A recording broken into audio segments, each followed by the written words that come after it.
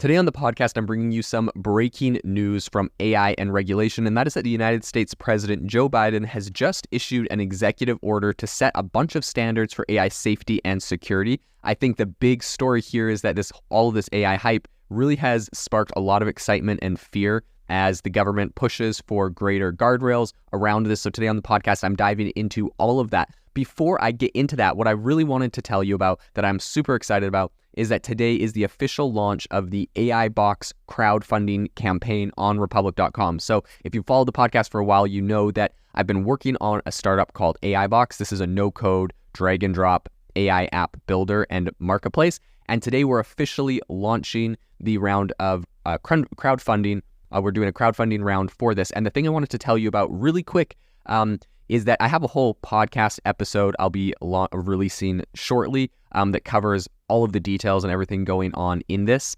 But the thing I wanted to mention is that for the first $250,000 invested, I have a discounted valuation. So this is really for you, the listener. We have a $8.5 million valuation for the first $250,000. After that, it'll go up to a $10 million valuation. But I really want to make sure that if you are interested in this space, if you're interested in AI and investing in this, that you're able to get a discounted valuation because you've been around with me from the beginning, and this podcast is really what has made all of this possible. So that's my way of saying thank you. I've worked out a special deal with Republic to be able to do that valuation.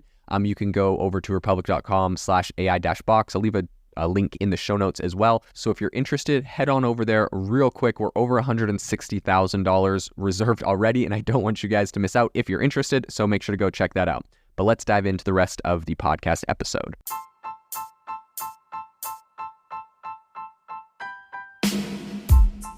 Welcome to the world's #1 AI podcast, AI Chat. I'm your host, Jaden Schaefer. Have you ever wanted to start your own podcast? I record and publish podcasts on a platform called Spotify for Podcasters, and I absolutely love it. Essentially, you can upload from your phone or computer, and it distributes to every platform that plays podcasts. They support video podcasts, and you can make money on the platform with ads or even podcast subscriptions, something that has made my life so much easier as a podcaster. So if you're interested, I highly recommend you give it a try. You can download the Spotify for Podcast app, or go to spotify.com/podcasters to get started on your podcast today. In an effort to establish a more secure foundation for AI technologies, U.S. President Joe Biden has released an executive order mandating AI developers to notify the federal government and present results of all safety tests before a public launch. I think right now we're seeing, of course, like the rapid surge in AI. ChatGPT has obviously propelled this a lot, but it has prompted international discussion about the need for checks and balances in algorithm-driven systems. I think in a previous meeting in May, a bunch of G7 leaders kind of pinpointed their primary areas of concern. And I think today the G7 nations have come to a consensus on some core guiding principles and introduced a quote-unquote voluntary code of conduct aimed at AI developers. So while they have done this, I think the global community is also kind of turning its focus on AI governance. The United Nations unveiled a new kind of board last week to go into this matter. The UK is gearing up for a worldwide summit on AI governance. And I think this is happening at Bletchley Park, where they have Kamala Harris is scheduled to address the attendees there. The US has received some criticism in this regard. Kamala Harris was named as kind of the head of AI for the United States. Of course, she has no background in this area, so there was criticism there. But the Biden-Harris administration has also prioritized AI safety, collecting essentially they got voluntary commitments from a bunch of major AI players: OpenAI, Google, Microsoft, Meta, Amazon. And I think this is kind of that effort there that they put forth was kind of seen as kind of like the precursor to the current executive order they've just launched. So like you have to give them some credit that they are definitely thinking about this. They're definitely talking about this. They're pushing forward the conversation in this space. They do have, of course, criticism about credibility in this space. Obviously, Kamala Harris isn't leading, I would hope, all of the legislation around this. I'm sure they have experts in there, but, it just wasn't great optics to kind of name her instead of someone that's more, that has a lot more experience in this area. But that aside, give them credit for, pushing the conversation forward in this direction. The executive order says essentially that, quote, most powerful AI systems, so that's who they're addressing, developers must disclose their safety test results to the US government. When they say most powerful AI systems, what they're really talking about is Google, Microsoft, Meta, Amazon.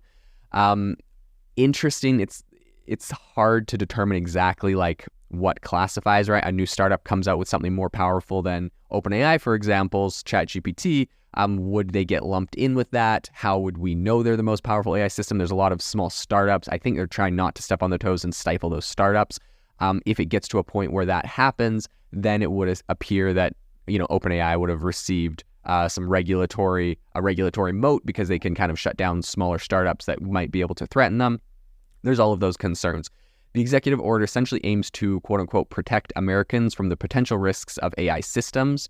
And I think by linking the AI safety guidelines to the Defense Production Act of 1950, essentially they're trying to address any foundation model that could jeopardize national security, economic stability, or public health. Again, really hard to say exactly what that would look like, what those are. So that is definitely something that is going to get litigated and discussed in the future.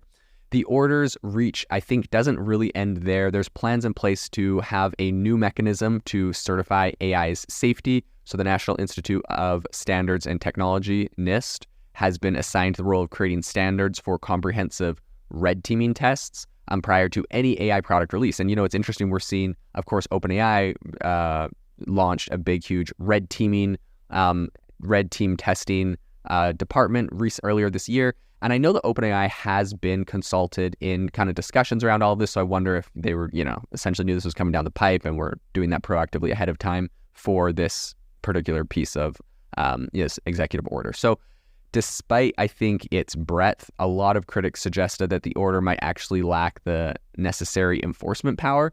So while it underscores areas like equity and civil rights and highlights the risks of AI in sectors like healthcare, justice, and housing, a lot of the executive order kind of leans on recommendations and best practices rather than enforcing a specific mandate. So they say like, hey, you guys should do X, Y, and Z. This is best practice, but they're not exactly giving straight out rules. So it has gotten some criticism for that.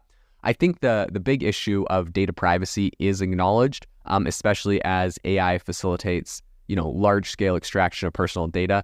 The executive order calls on Congress to enact, quote, bipartisan data privacy legislation, essentially to safeguard American citizens' information, right? That makes sense. Europe is on the verge of enacting a comprehensive AI regulation. And I think that is really kind of signaling a global move to manage the potential upheaval that AI possibly could bring. That's what they're saying.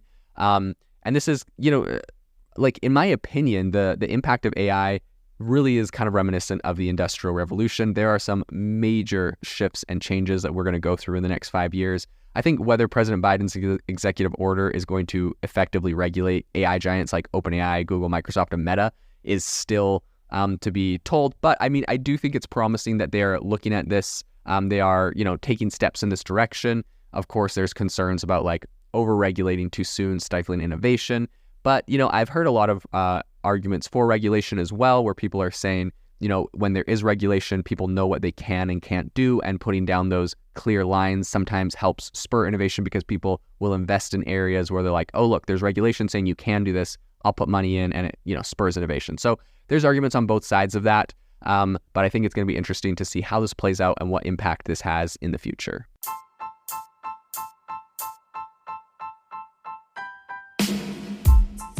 Thank you for listening to the AI Chat Podcast. If you enjoyed the podcast, I'd appreciate it if you rate me wherever you listen to podcasts. And if you're looking for an innovative group of AI enthusiasts, make sure you check out our Discord channel and also our Facebook community. It's obviously a lot more interactive than a podcast where we can actually share software tools, prompts that we're using in everyday AI. I'll leave a link for those in the description below.